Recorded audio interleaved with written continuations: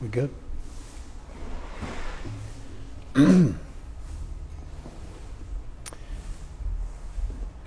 um,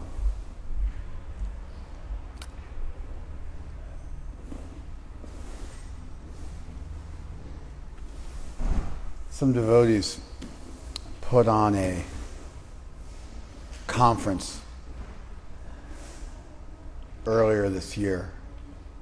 It was online, so it was a retreat, but it was a retreat that was conducted entirely online. It might have been at the end of last year, I can't remember, but within the last year. And they invited me to be part of a panel discussion. And the name of the conference was Mantra, which is painful for me to even say for a few reasons. Number one is there's no sound in the Sanskrit language. Like if you ask an Indian person to say Alachua, they'll say Alachua, which actually means mouth of Allah. So it's an interesting statement. But anyway, that sound, it doesn't exist. And it's actually, once you learn that you can live your life without saying to people, it becomes almost like a guttural. It's almost like sometimes the Middle Eastern languages with their plethora of guttural noises sounds a little bit offensive. So also the sound. And so mantra, which means advice or incantation later on. Initially the word mantra meant advice. And so the mantra was the advisor to the king. And comes from mun. Mun in Sanskrit is a verbal root that means to think or to contemplate. You know how sometimes they say mantra is that thing which triyate frees or delivers manaha, the mind? That's not true. That's not the etymology of the word. You get sometimes with a language, you'll get folk etymologies, which means after a word has come into a language, then they'll go back retroactively and they'll re-envision the origin of the word based on what the words come to mean. But they're not actually going back in history. They're just giving you a class. Forgive the example, but like hamburgers, some people thought they came from Hamburg in Germany. They didn't. I don't know where the word actually comes from, but it has nothing whatsoever to do. But there was a folk etymology that ran around for decades that's where the word came from. And so many times you'll get a word, it'll have an origin, and somebody will just make something up. Well, here's, and they'll take the different syllables of the word and they'll match them up. It's very, very common in the Sanskrit commentatorial tradition where pundits will do this and they'll display their cleverness, and they also turn into a class. So a mantra is that which delivers the mind, and therefore, you should chant mantras if you're interested in liberation. They'll turn into a class like that. Anyway, man, to think, becomes mantra, which means advice, and then later on mantra became incantation or spell, and it also came to refer to prayers. Technically, what you guys just did, we weren't chanting mantras. We call it the Maha Mantra, the great mantra, but it's actually not true. When we chant Hare Krishna, we're not chanting a mantra. Mantras are sentences in Sanskrit, and they have certain, they have verbs, and they especially have the declension of nouns to form the statement So like Om Krishnaya Namaha would be a mantra to Krishna. Om Krishnaya Namaha means Om. That's also there in mantras. You have to chant a bij syllable. And then Namaha means respects, from Nam, which also is a verbal root.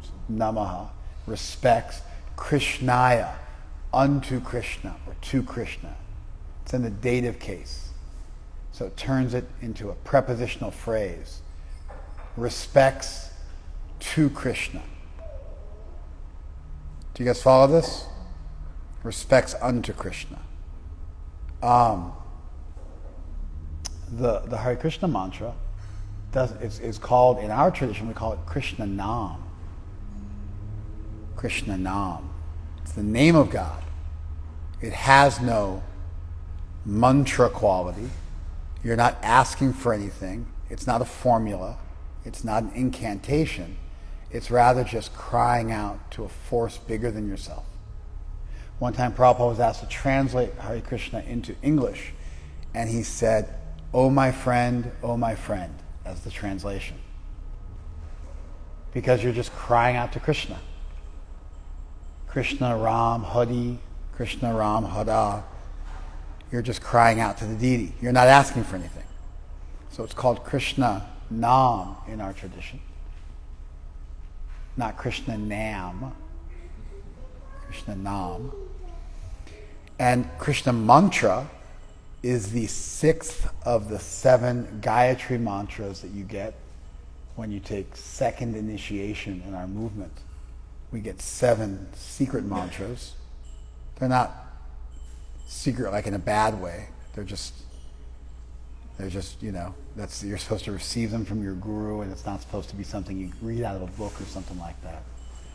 And so there's 7 of them. We chant them 10 times each, 3 times a day. It doesn't take that long. It takes a few minutes. But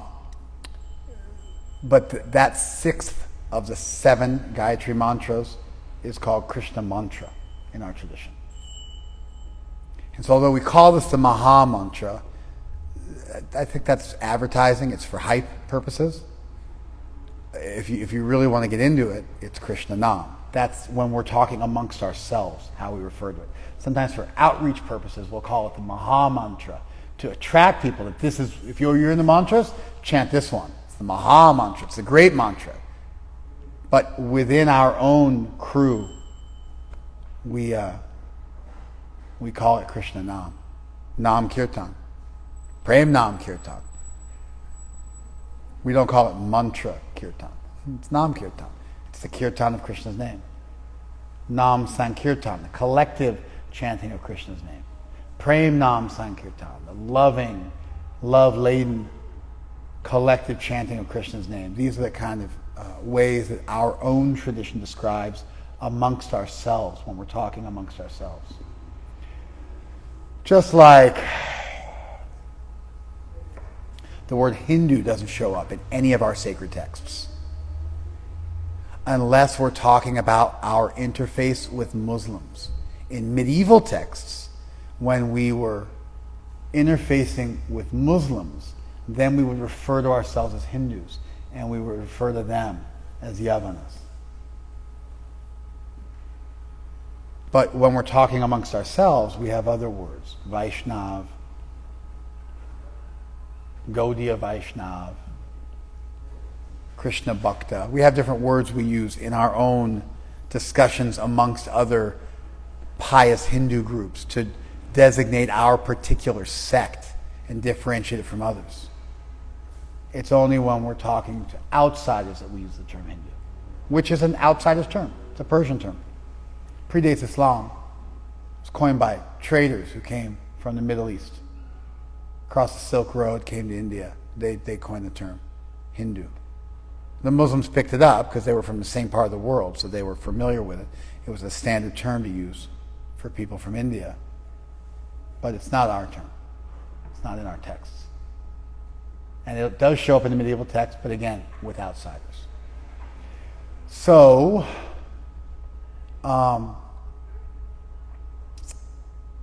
attended a lecture called Mantra, which just, it's like nails on a chalkboard for me. I spent so many years of my life learning how not to say ah. Like people say Sanskrit. It's not Sanskrit. It's an acceptable Anglicization if you don't know anything about the language, but it's a painful sound to hear. So anyway, they were clever. They took the term mantra, and it was a men's conference. It was for men. Women weren't allowed to attend. was an anti-woman conference. Just kidding. It was a men's conference. It wasn't anti-anything. It was pro-men. It wasn't anti-women. But they got clever, and so it was mantra, and then they called it mantra, which simultaneously I appreciated their cleverness, and I also thought it was totally disturbing, and I can't even say it without like getting triggered and giving a whole class on it. So anyway, they had a bunch of different lectures, and I think I was chosen to be a part of a panel on being a father. Being a father. And there was a few others on the conference who probably won't want to do panel discussions with me in the future, and you'll find out why in a minute. I started out talking, and I said, really, sometimes you'll get together with a group of men just because you want to talk about something that's personal, and you feel like if women were present, it might get in the way of you being able to fully express yourself. Sometimes AA meetings, they'll have what are called stag meetings. I'm sure there's a girl equivalent of them. I just don't know the name of it. But a stag meeting in 12-step programs, Alcoholics Anonymous. Close that door for me, would you? Thanks. A stag meeting is a meeting that only men attend. And whatever I don't know what the deer, like I know stags and what are deers? I don't know what the equivalent is. Doe meetings, stag and doe meetings. I think that would probably be, if it followed through, that's what it would be. A doe is a female deer. Ray, a drop of golden sun. It's from The Sound of Music.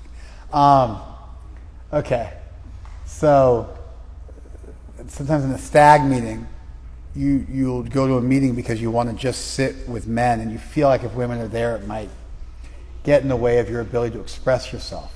But you're talking about issues with addiction in terms of a 12-step program, and they're the same issues that a woman would contend with. You just feel most comfortable talking amongst people of the same sex. Did you follow this?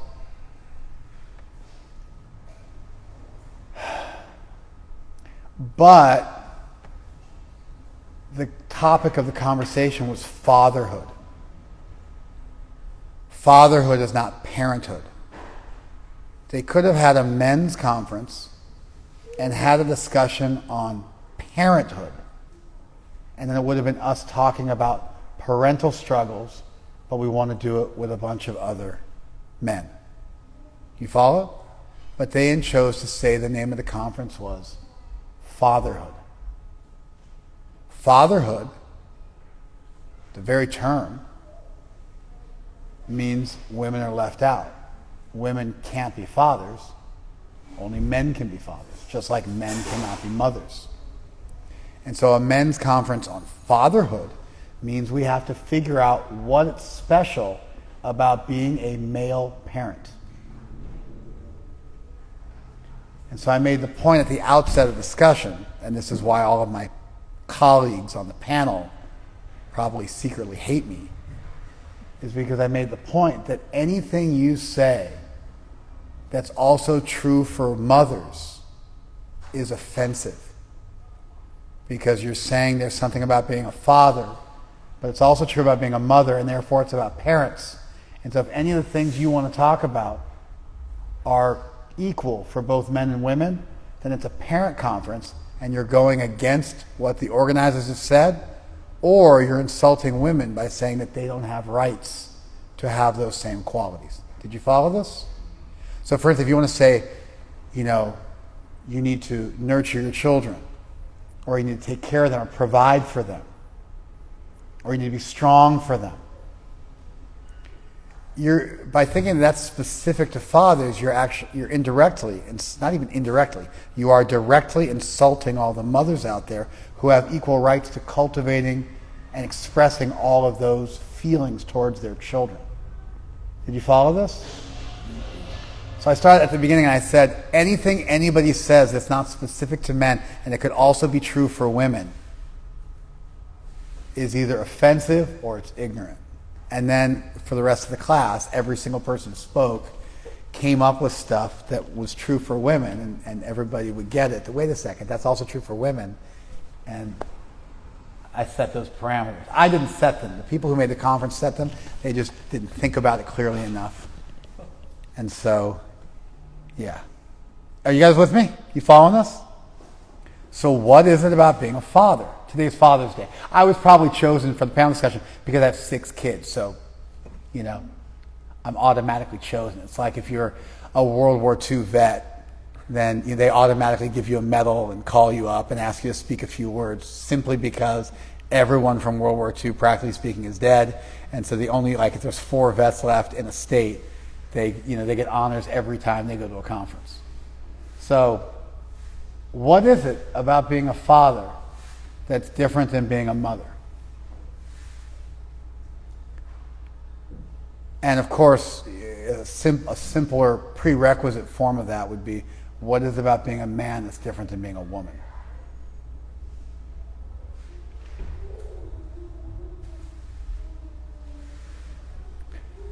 As far as my intelligence will allow, the only thing men have that women don't have is, are you ready for it? Ready. Upper body strength. Men have much more upper body strength than women.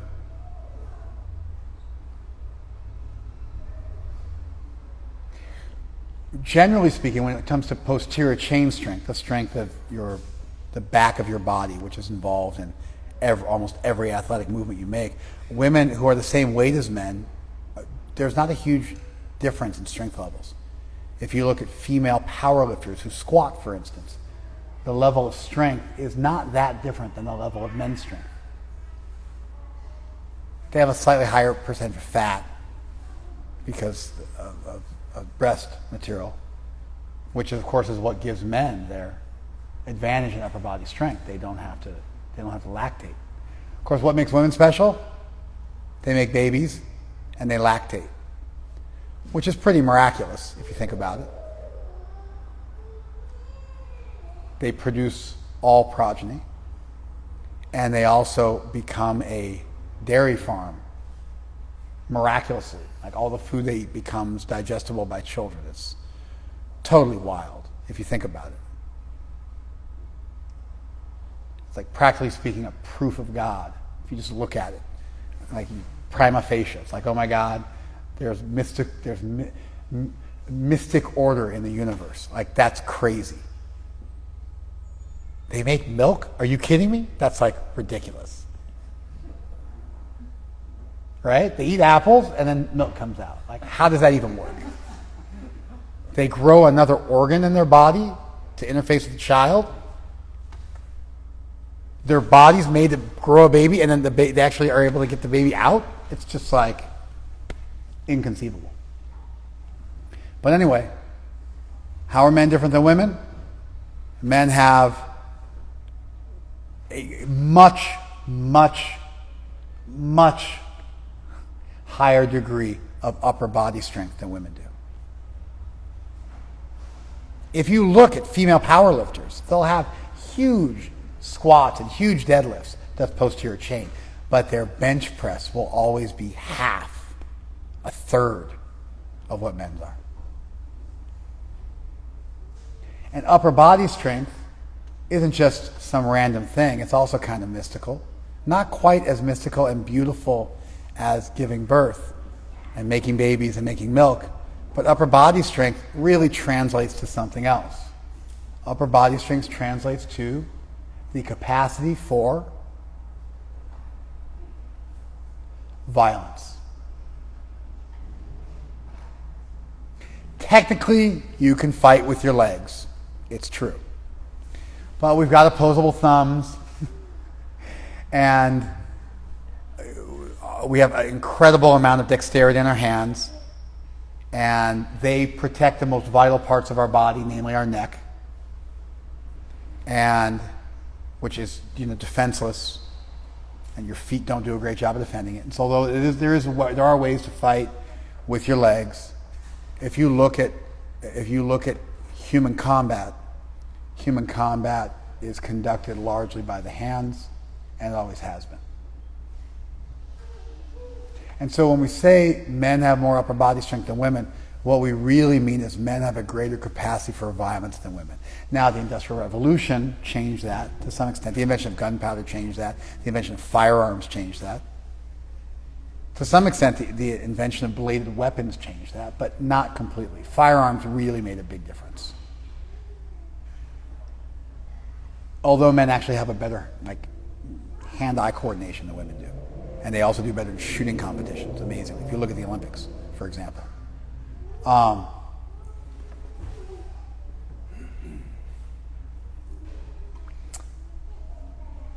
So yeah, men have a greater capacity for violence. Now, violence isn't a bad thing. Violence makes you dangerous. Danger isn't a bad thing. Dangerous is bad if the person who's dangerous is your enemy. The quality of being dangerous, if the person is your friend, is very valuable. Because if your friend is dangerous, then they can protect you. Therefore, men are different from women because of upper body strength. Upper body strength is synonymous with capacity for violence.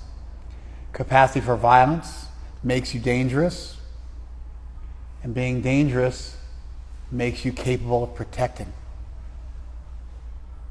Do you guys follow that? That's how men are different from women. That's how fathers are different than mothers. What's dangerous? Huh? What's dangerous in this context? Like, what do you mean dangerous? Dangerous means capable of hurting other people.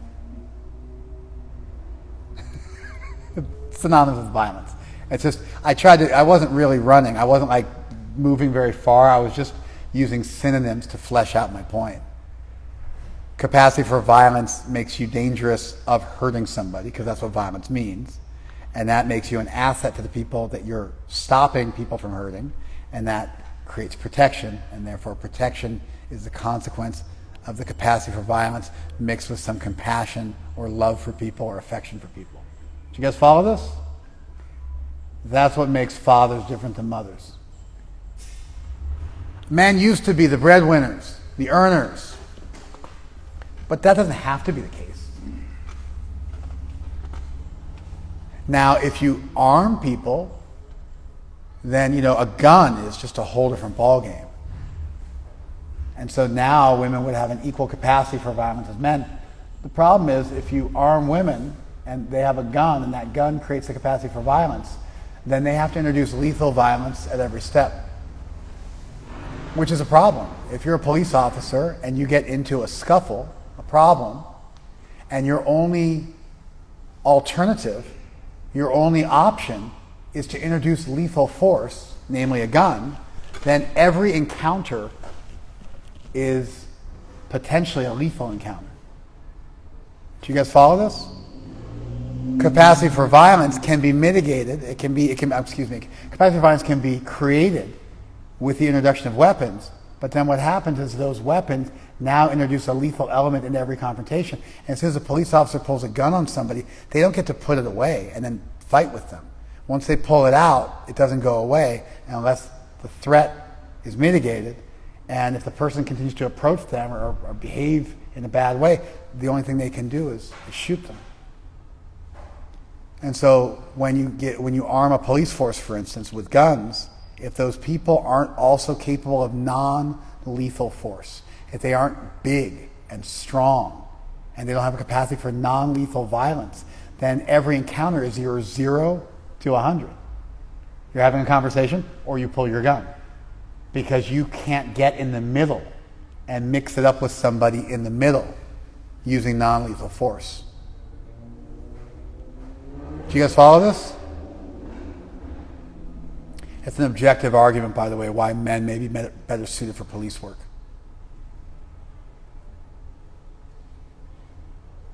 And even amongst men big men who are trained to fight. Because then they don't have to go nuclear every single time and pull out their gun. And when the criminal is strong and knows how to fight, and a police officer is weak and doesn't know how to fight, the only way they can equalize that distance is by pulling a gun. And now you got a guy who could beat you up, and the only thing stopping him is your gun. And he might think with your shaky hand that you're not going to do it, and then you got no choice. You guys following this? Anyway.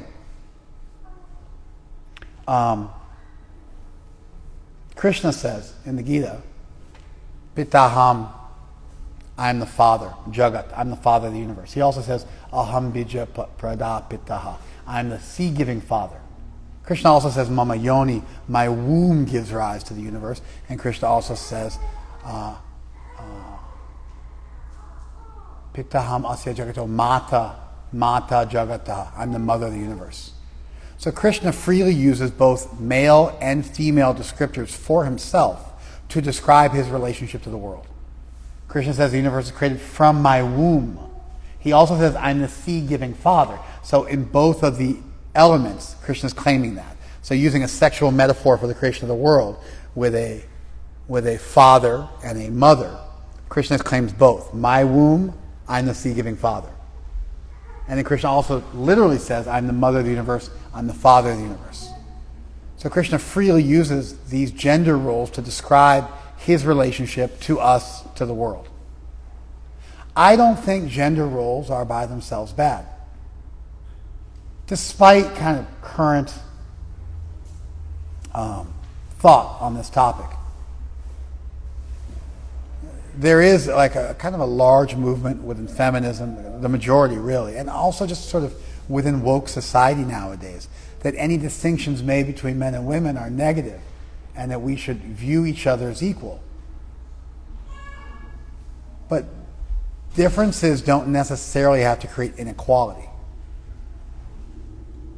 Those are two separate things. Differences don't necessarily have to create inequality. I think when people are upset about seeing differences, what they're really upset about is inequality.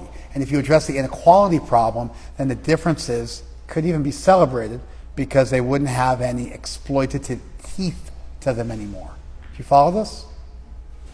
When differences become inequalities, they can be used to exploit other people. If your differences just become differences, and they don't create inequality, then you can have an egalitarian society without putting on blinders and pretending you don't notice the differences. You guys follow this? There may be many ways in which we should be humans over being male or female. Or, there's great value in cultivating androgynous qualities or asexual qualities, human qualities, that are equally shared amongst men and women. But today is not Parent Day. Today is Father's Day. And so today is a day to celebrate Krishna as the Father of the universe, as our Father. Which means Krishna is the violent one. Which means Krishna as the dangerous one. Which means Krishna as our protector. Do you guys follow this? I'll keep going. Please. Thanks. You with me on this? To a large extent, in our particular sect of Indic spirituality, we like to think of Krishna as a child. We don't like to think of Krishna as a parent. We also like to think of Krishna as feminine, not as masculine. Radharani is the feminine moiety, the feminine half of divinity. We like Radharani. She's all over the place in our temple. We like Radharani's mood. We think of ourselves as serving Radharani in the spiritual world. That's our thing. And we don't even like thinking of God as a parent. We like thinking of God as a child because we've done this math that it's better for cultivating love. If you stop looking for your deity to do things for you and you instead try and do things for your deity. And so who do we do things for without asking for anything in return? For our children. And so we like to think of God as a child and as female.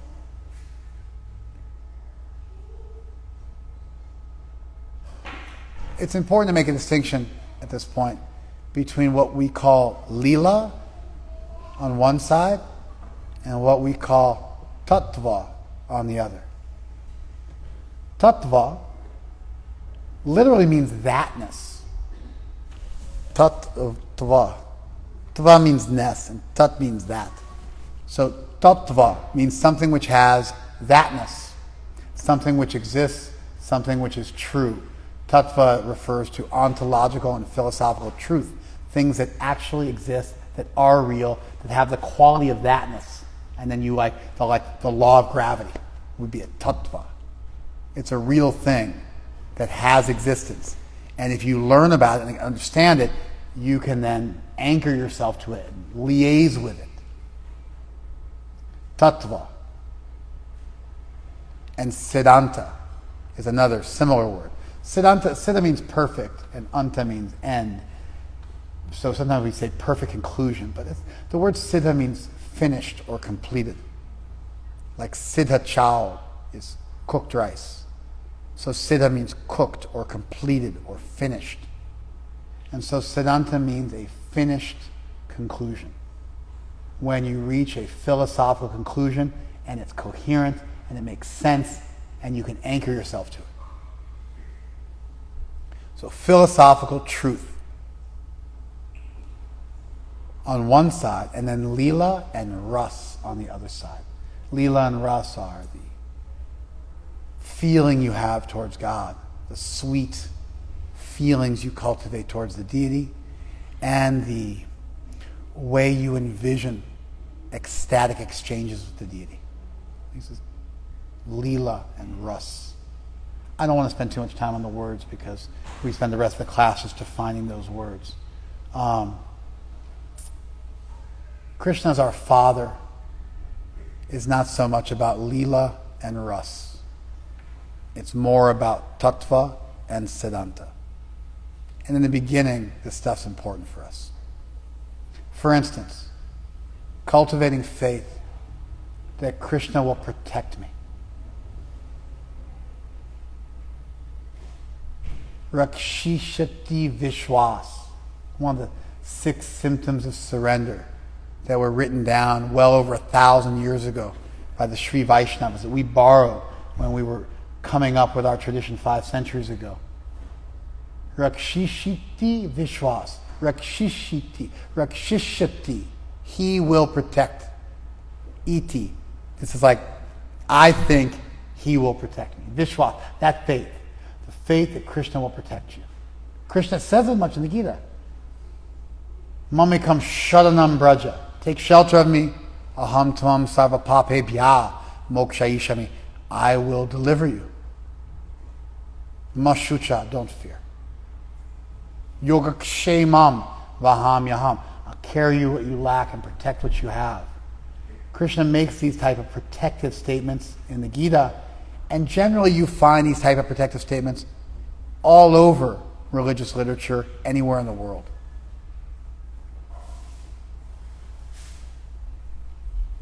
There's some value in thinking of Krishna as your protector.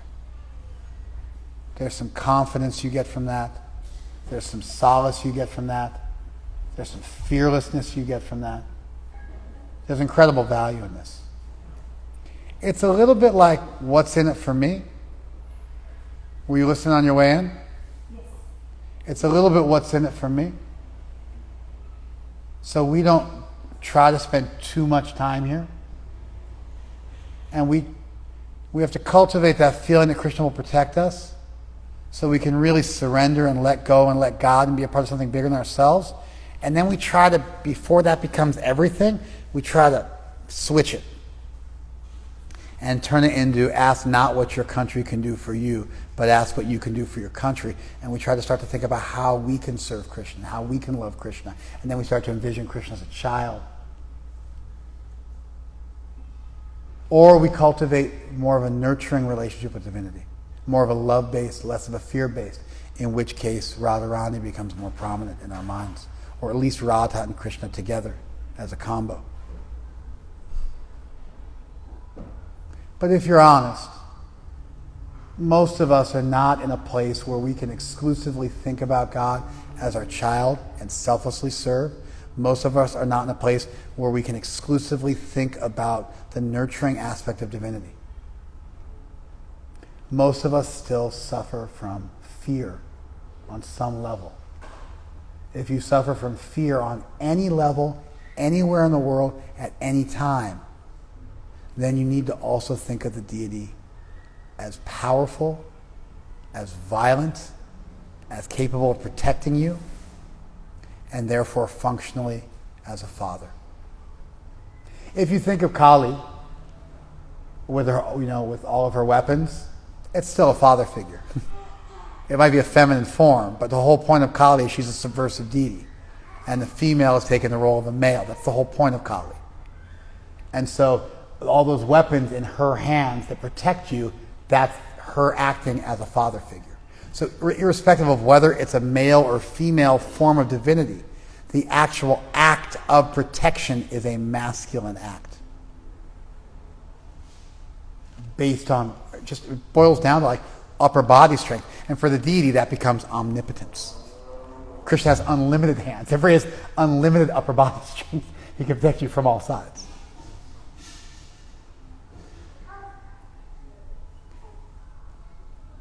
So today's Father's Day, and if you feel fear in any aspect of your life, then when you reach out to the deity, part of the reason you're reaching out to the deity is for protection. And therefore you need to think of the deity as your father. Even you want to subvert it and have it being a mother playing the role of a father, that's fine. It's still fatherhood in essence, which boils down to protection, which boils down to power.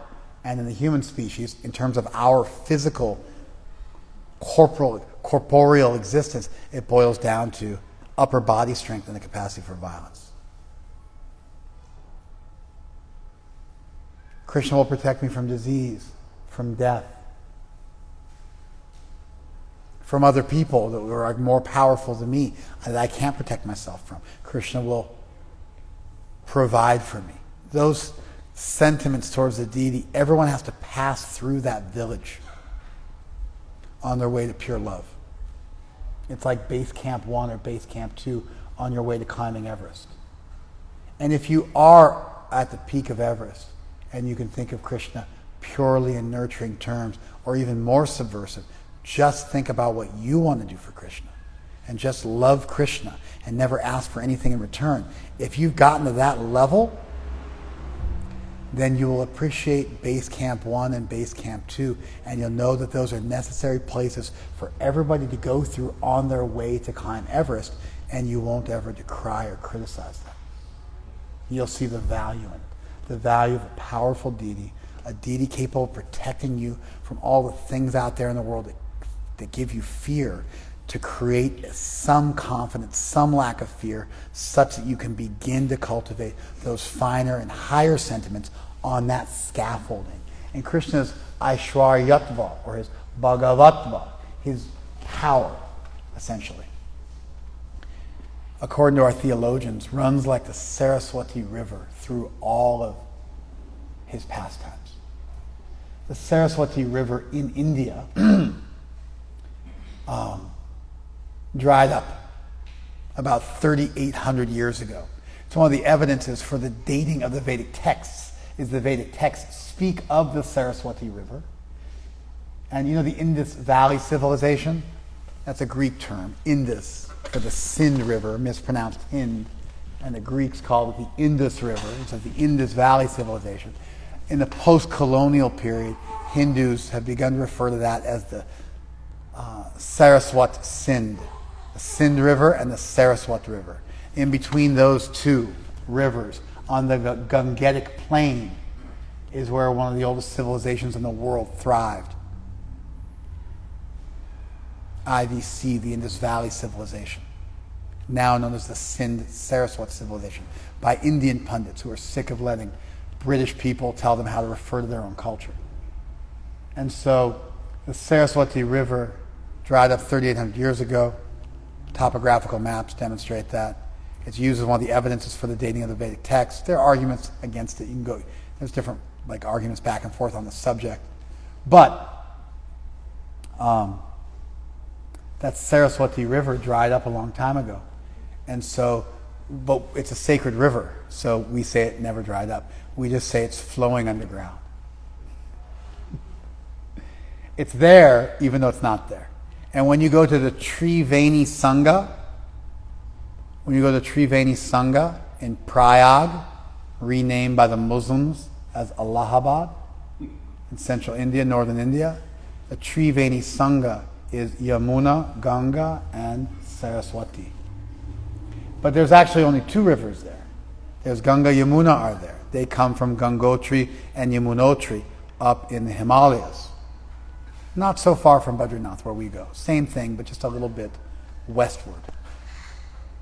Gangotri is westward, and then further west is Yamunotri. So those two rivers, they merge together in Prayag on their way across northern India. They kind of travel like this across India. If India is an upside-down triangle, they travel like this across and empty into the Bay of Bengal at Calcutta.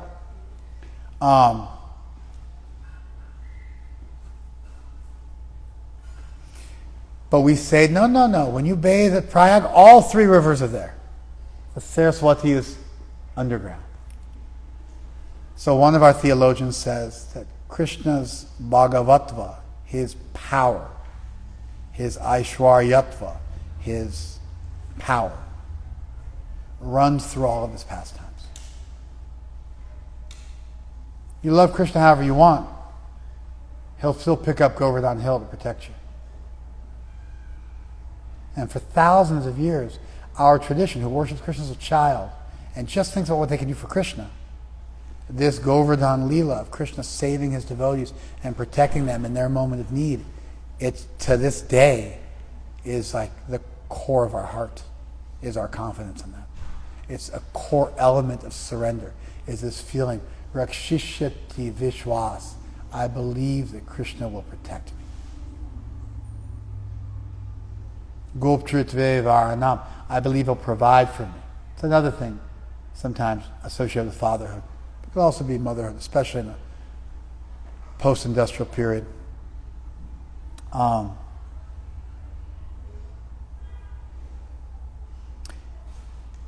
As we cultivate selfless love for divinity, as we just try to love Krishna like a child and think about what we can do for Krishna and stop asking for Krishna to do anything for us, while we're cultivating that, while we're conceiving of that, Krishna's power is always there like an underground current.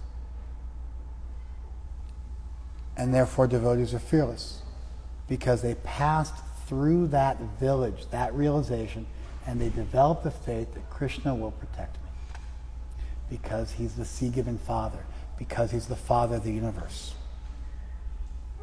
because he's powerful, because he's unlimitedly powerful, because he has unlimited strength.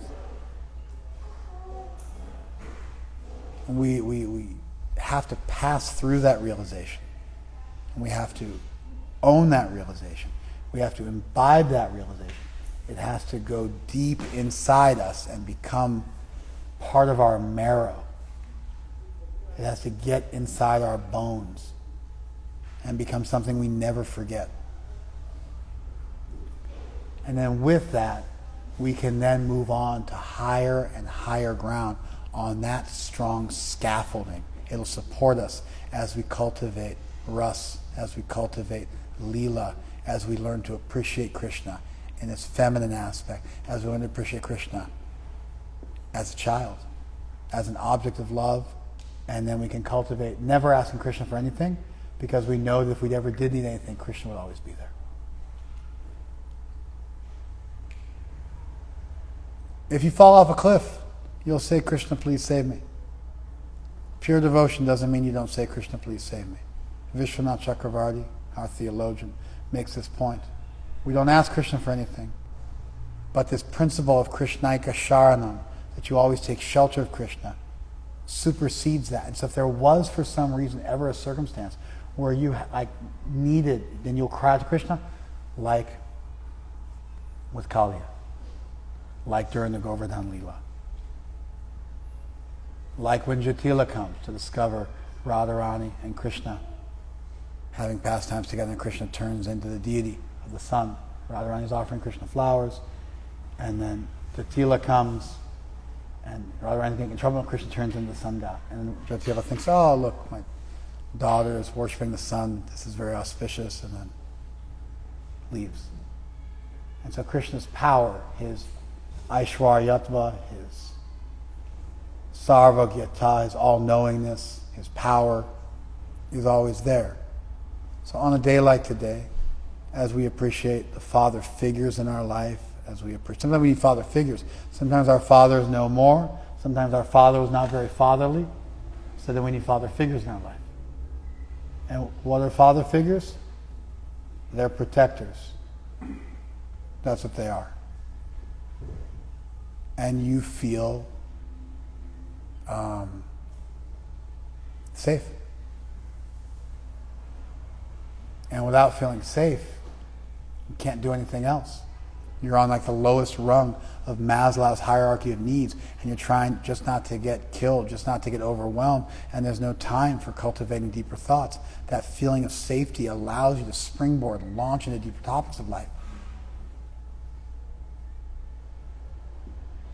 And that confidence in Krishna's paternal aspect, his fatherly aspect, is required to feel safe and is required for everything else. And once you have that, and you see somebody else who's just on that part of the journey, you think, oh, you're in a great place.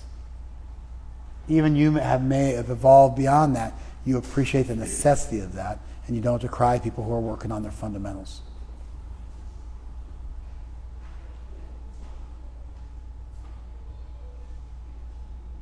These are some thoughts I had around fatherhood, the deity, our sacred texts, our tradition, the value of it, where things go wrong when differences become inequalities and exploitation,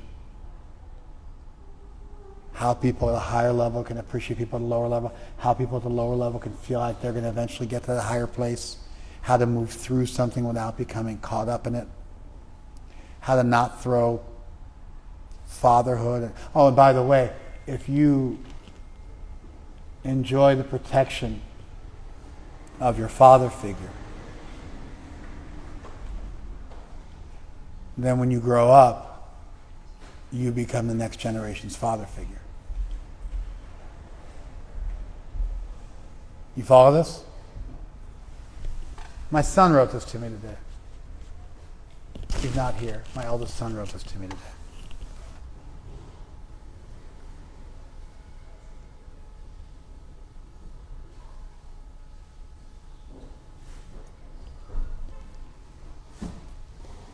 Happy Father's Day. I want to start off by saying you're by far the most prominent role model in my life. Since I was young, you've always been the person I try to emulate. However, at 19 years old, being at this pivotal stage of my life where I'm attempting to figure out what my purpose is, now more than ever, I've come to admire and respect the man that you are. I feel like all the years you put into teaching me how to be a strong man, a man who protects women and children, a man who stands up for those in need. These qualities that you instilled in me since before I can even remember, they finally came into effect. Something happened and my son had to stand up to somebody who was an abuser. And my son had to put himself in harm's way just a few days ago and chastise this person. He's referring to that. He speaks about it. I skipped over that part because I want to speak about the details. They came into effect. While thinking about the situation, I had the thought that to some minuscule degree, I finally followed in your footsteps. Because Dad, above all else, you're a protector. I never had any fear of something traumatizing happening to me as a child, because of how well you protected myself, my siblings, and Mom.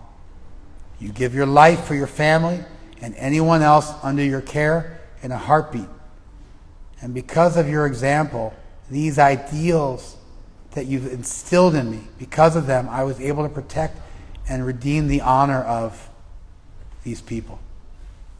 Because of you, I have full confidence that nothing will ever happen to my future kids, my wife, and anyone else who may be placed under my care. There's more, but that's the part I wanted to read. Super sweet, right? Hare Krishna. So,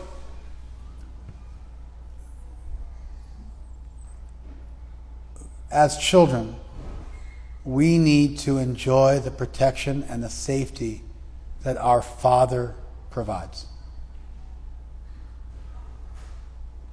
And safety ultimately boils down to there's someone capable of violence watching your back, so therefore nothing's going to happen to you. And that safety allows you to move forward with confidence, free of fear, and achieve many wonderful things in life. If you didn't get that safety growing up, therapy essentially consists of going back and finding father figures and elders and mother figures and having them do a repeat for you. Whereas an adult, you cognitively go through that growth so that you then have that.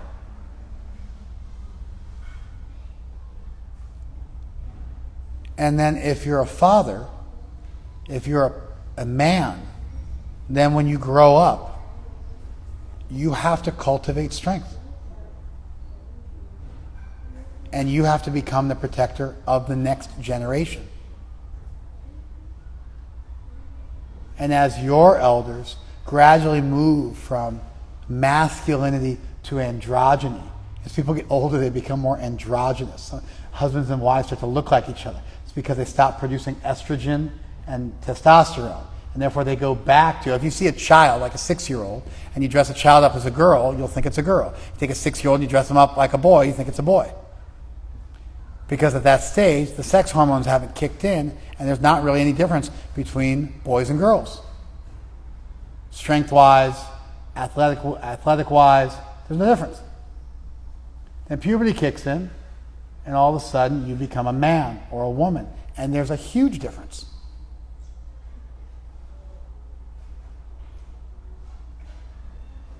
And then as you get older, and you get to the menopause or manopause, you get to this post-sexual stage of existence, you really move back towards the androgyny of your childhood. So men need to cultivate strength so that they can protect people, so that those people feel safe, so those people can become men and they can protect. We can introduce firearms, but at some point we can set up laws, but at some point there are people behind those laws, and when you don't follow them, they drive around and they hunt you down. Civilization is the threat of violence for people who don't play by the rules. There's always a gang of armed men driving around to stop people from hurting others. How tall are you? 6'3". What do you walk around at? Wait. Yeah. 225. Yeah, so he's like not even trying. 6'3", 225. He's not even trying. It's like not even lifting weights. It's just like hanging out, doing a little yoga. So he'd be on the upper end of the spectrum, and other of you are like not quite on that end of the spectrum. You're not 6'3", 225. All of us have to cultivate strength so that the people who are in our vicinity are protected. And then by doing that, we pass the baton to the next generation of men. And instead of being exploiters, they become protectors. Instead of being dangerous to innocent people, they become dangerous to criminals. And the world becomes a better place. There's a place for fatherhood in the world. There's a place for masculinity in the world. It doesn't have to lead to exploitation. and inequality. For these reasons, Krishna freely makes use of sexual metaphors to describe the nature of his relationship to the world and to us. He's our father, he's our mother.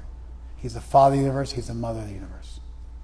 There's value in these ideas. There's always been value. There always will be value. We might be able to equalize the playing field to some extent. But these things are always going to be there. They're there in every species, they're there in all social mammals, and they're there in human society. Instead of hating it and trying to bury our head in the sand, we can own it, rise to the occasion. We can become a generation of men, and we can spawn a generation of men. Pass the baton. And reading that for my son was like a big deal. Not because of the appreciation he had for me, but because I realized that at the age of 19, he's the next generation. It just happened. He's a protector. He's a man. Okay, those are my thoughts. There's a couple of minutes. You guys have some feedback for me? I was just thinking that Yes, Prabhu. Hang on a second. Gopal, give me 1 second. I have a Prabhupada disciple here named Prahlad Priya. I'll get to you in just a second, though. we Why don't you yell at me because they can hear you? we often referred to Srila Prabhupada as our father, that he was a father figure to us. So some of us who grew up without a real father figure, the profound nature of meeting Srila Prabhupada and seeing his impeccable character and knowing that we were going to try to become like Prabhupada or to follow in his footsteps. Gopal, can you hear him? Give me a this or a this. This is a quick statement. You can hear him? Okay. Prabhupada exhibited all of those qualities that we wanted to emulate. You know, he wasn't big, he wasn't tall, he wasn't, it was very slight, but powerful. Powerful by his behavior, powerful by his words, powerful by his example. Prabhupada was an ideal father figure. Prahlad Priya Prabhu said that many of the devotees who joined the Hare Krishna movement in the 70s, like him, here's his son, so the next generation is here now. They'll be having kids soon. There'll be 3 generations in the same room. That Prabhupada was a father figure, even though he was in his 70s, and Prabhupada had a slight build, and what didn't cast an imposing shadow on people, but he was powerful, and he had those qualities of a father. Interestingly, as a Vaishnava, we actually cultivate both masculine and feminine qualities. Prabhupada one time said this. He said you have to have the courage of an English soldier and the heart of a Bengali mother. And so within Vaishnavism, we cultivate transcendental qualities, androgynous qualities, nurturing qualities, and protecting qualities side by side. So much of what we do as devotees is we transcend sexuality, masculinity and femininity. We transcend them.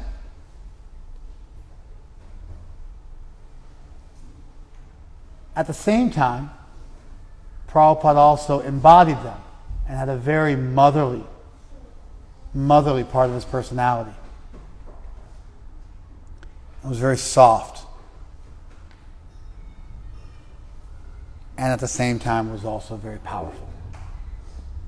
One time Prabhupada was leading kirtan in India, and some of his disciples were dancing. Some of his lady disciples were dancing. And some low-class Indian men came there and tried to dance with them. And so Prabhupada was playing kartals, and he immediately stopped and started swinging the kartals like a flying guillotine, if you guys are fans of kung fu movies, at the heads of these people. And they jumped back, and Prabhupada pointed at them, and then went back to doing kirtan. And so, yes. And so, nobody gets a pass. If you've got a male body, you need to cultivate strength. And you need to pass that on to the next generation.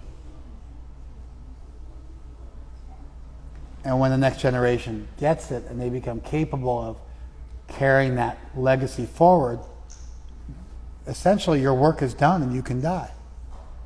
Because you don't have to be afraid. Because you did your duty. Somebody made you a good man, and then you pass it on to somebody else. Again, it's Father's Day, so we're talking about the male stuff. You walked in right now, you might be, geez, he sounds like really like it's like a class on masculinity. Well, you showed up late. That's your problem, not mine. I did a really nice balanced presentation. I did everything on the sun.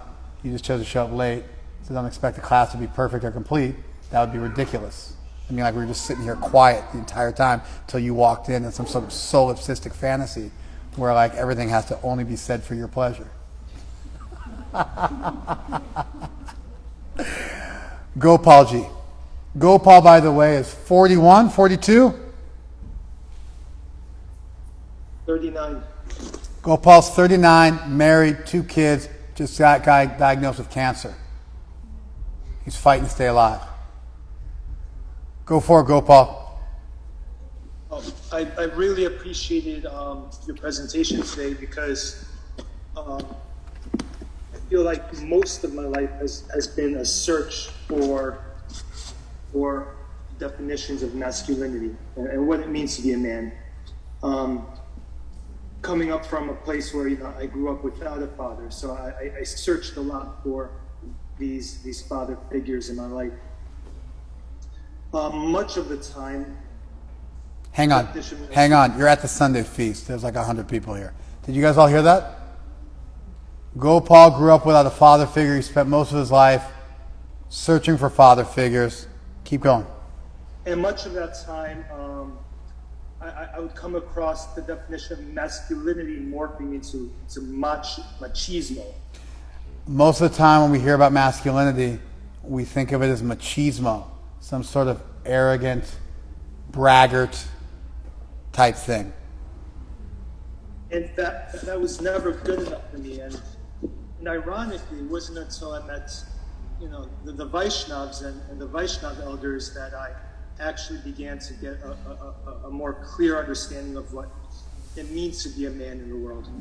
Ironically, he met the Hare Krishna devotees, who we don't present as being super masculine. In general, we're more on the asexual, androgynous, cultivating our feminine side, like most priests in most religions. But somehow or other, within that tribe, amongst the elders, he found examples of masculinity he was able to emulate and get strength from. So I really appreciate when presentations like this are offered because it really puts things. It really makes things make more sense. On one final note, I do lament that there's a possibility that I will never be able to fill that role myself. He's lamenting that if he dies of cancer at the age of 39 or 40, he won't be able to provide that example himself for his kids, and he won't be able to pass the baton on the way it's our job to take our realizations and pass them on to the next generation. Don't worry, Gopal. It's a good thing about being part of a tribe. We step in, and your wife's good. She'll pick up the slack, and she's got all of us to lean on as well, and we'll take up that responsibility. That's part of what we do. So you having come to spirituality, come to such a good tribe of people, means that something happens to you, it becomes our badge of honor to pick up the cross and carry it forward for you. All right. Anything else? Okay. Happy Father's Day to everybody. Thank you.